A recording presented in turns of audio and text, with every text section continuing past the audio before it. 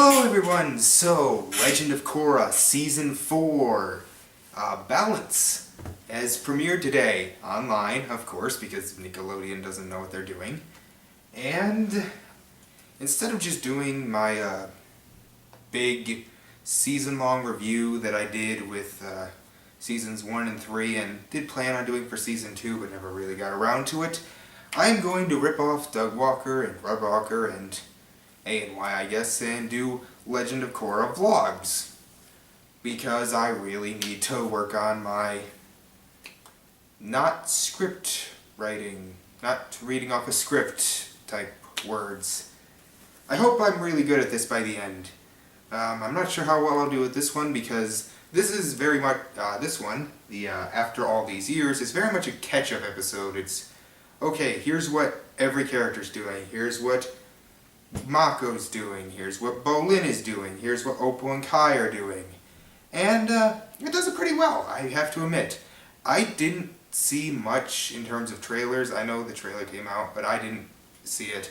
The only thing I saw was the clip that wasn't in the episode with them getting her off, putting her on the water tribe ship and her waking up in fear in the middle of the night.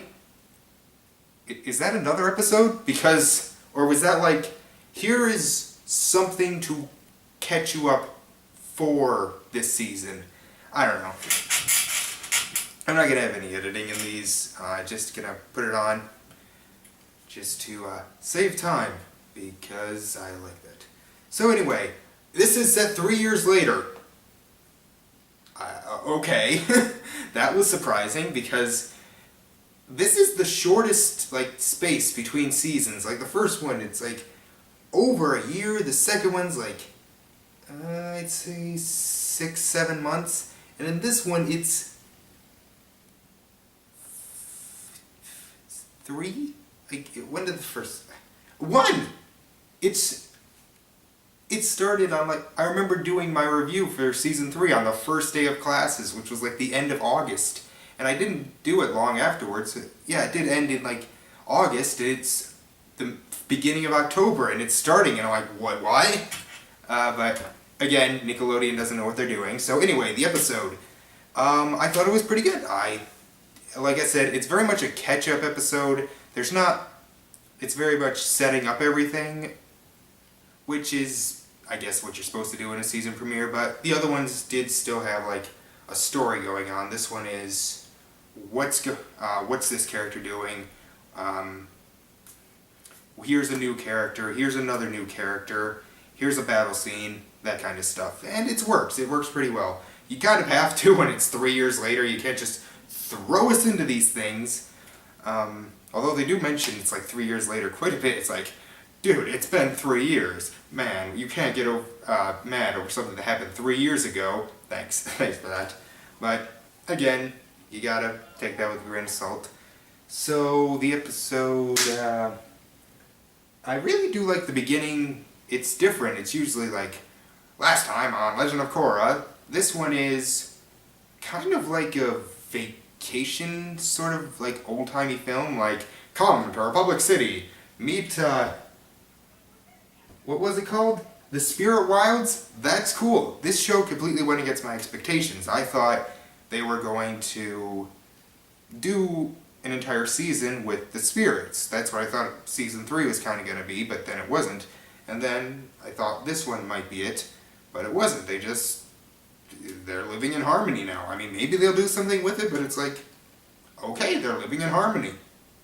That completely goes against my expectations. Do a different story, as long as it's somewhat interesting, and that's the thing. We don't really know what the whole story of the season's gonna be until the end, which I'll get to in a minute. But, so it starts out with Asami, who is just fantastic. What was the line I really liked? I did take notes, so I do have to look at them, sorry. But, the line I really loved her first line of the episode, so her first line of the season, 3 years have passed. I do love the idea of putting you on a train, sending you far, far away. just love it. I love her so much. She is my favorite character. And speaking of the 3 years, it did kind of remind me of the last season of Avatar. Remember how it was like, I think it was a month, a couple months, or maybe it was just a few weeks, but a pretty big time had passed since we had seen him after all Aang had hair. And by the end of it, just shit started going bad. I mean, we saw him burn his staff, and not his staff, his glider, and this kind of reminded me of that. Definitely longer and more jarring, because it's like, we just saw them a little over a month ago, but that's not this show's problem, that's Nickelodeon's problem. So anyway, I'm gonna call it right now. Prince Wu is a bad guy, although, like, he just seems like the guy who would become a bad guy. I mean, just, it can't be. But, if there's one thing I know, this show doesn't do that. I mean, maybe this time they will. Maybe they're just like, you know what? We're gonna make him a bad guy this time. We're just, because they didn't do it with Asami in the first one, which I loved. They didn't do it with, why can't I remember her name? Chief Beifong's sister. Come on, I really like her. I should remember her name. But, they didn't do it with her. They didn't make them bad guys, so maybe, even probably more likely, they're not going to make him a bad guy, because I think they are. But we do have a new character who probably will be the bad guy, named Huvera. Yeah, first it took me a little while to find out if it was a boy or a girl, because the voice was very...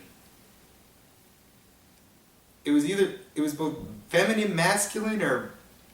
It was a very feminine boy voice, or a very masculine girl voice, and I guess it's better to be threatening if it's a masculine boy face.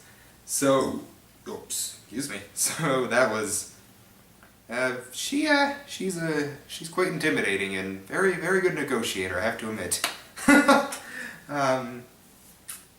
Kai and Opal are basically Batman. Like, they come down with the things, which I know the actual military has those, but I don't know what they are. I'm not normally very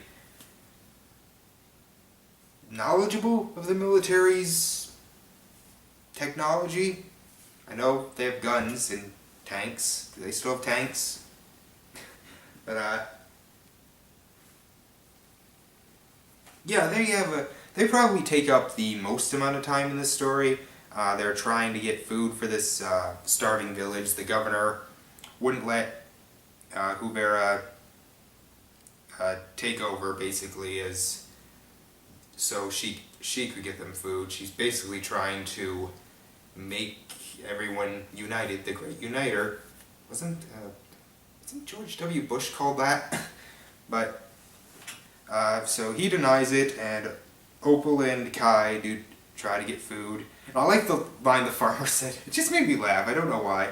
But he's like, sorry we couldn't give you more. And it's like this 7 foot tall and like 8 feet wide stack of food. And it's like, I think we'll be good for a little while. I mean, there's only so much we could carry anyway on a flying bison. But, also and then they get into this battle, and it's just the animation, oh my god, it's so good. I love the way the animation is. I did notice, and this has sort of been a thing throughout the entire series, it is not really bad, it is a little distracting though, but if the characters aren't talking or doing something that involves like the main characters who are the focus, they don't move, they don't talk, they don't blink, they're just sort of standing there like,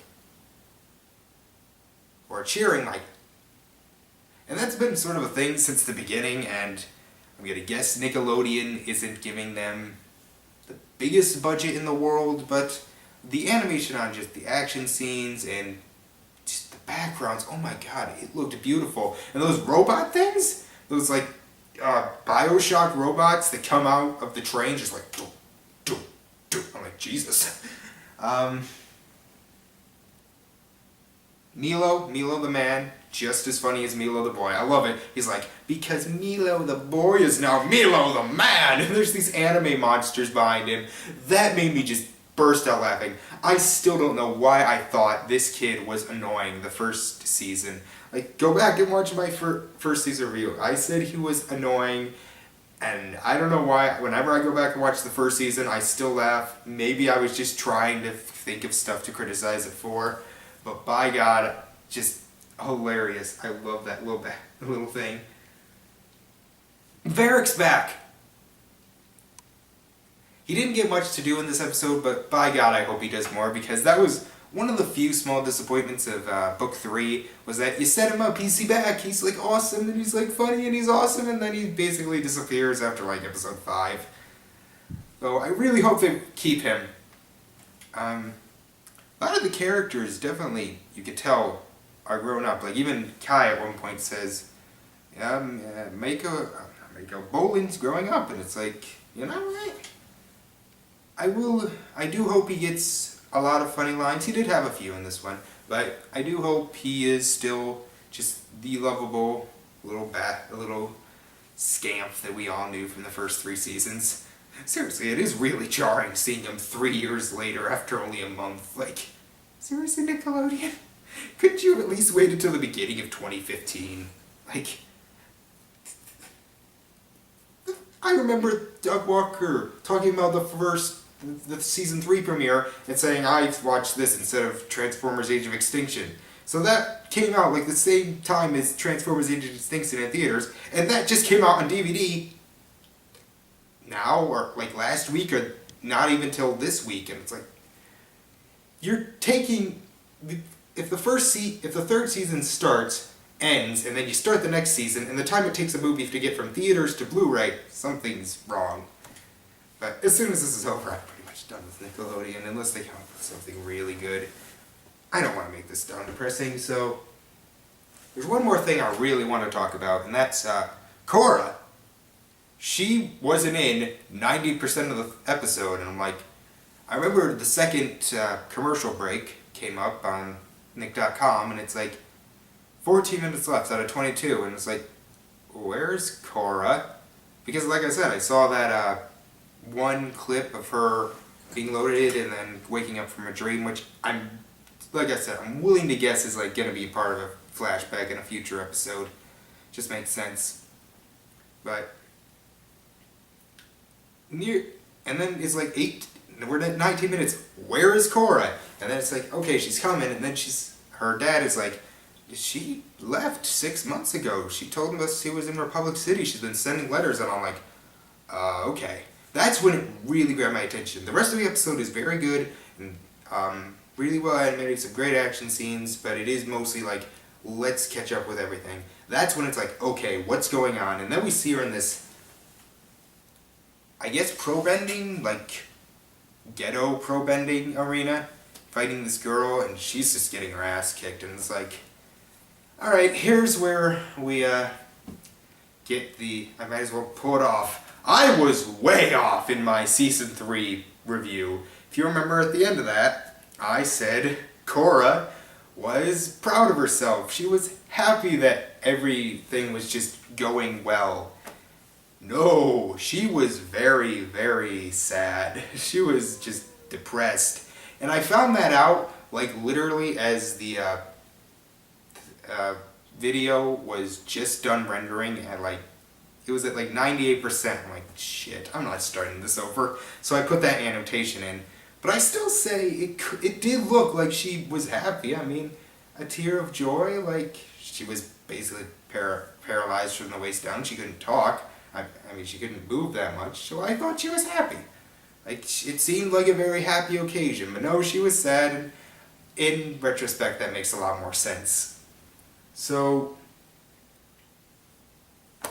yeah, and then gets the money, so I guess she's like basically just living on her own. We'll find out later. And the guy's like, oh, you remind me of that Avatar girl. Whatever happened to her? I think that needs to be addressed. But how does no one know where the Avatar is? But anyway, I don't know. 3 years later, who knows what happened. And she's like, how should I know? And then it ends, and that's like, brilliant way to end your first episode.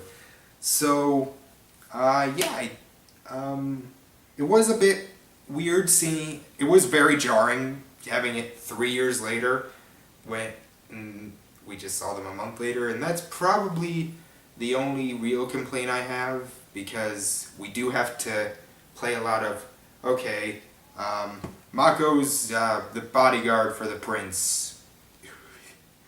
Still really, just really disturbing how his gray aunt died. Just really, really disturbing. And Mako's with, what's her name? Hubera. Kai and Opal are vigilantes. Okay, not vigilantes, but saviors of this town, and then they have to eventually just get the governor to agree to let Hubera come in and help them. So, yeah, we got all our old characters, some new characters that are pretty interesting. I look forward to seeing where this all goes, so let's, I guess that's about all I've got, and I will see you hopefully next week for another one of these. I really want to get better at this whole talking without just reading a script thing. And, yeah, see you next time. Bye.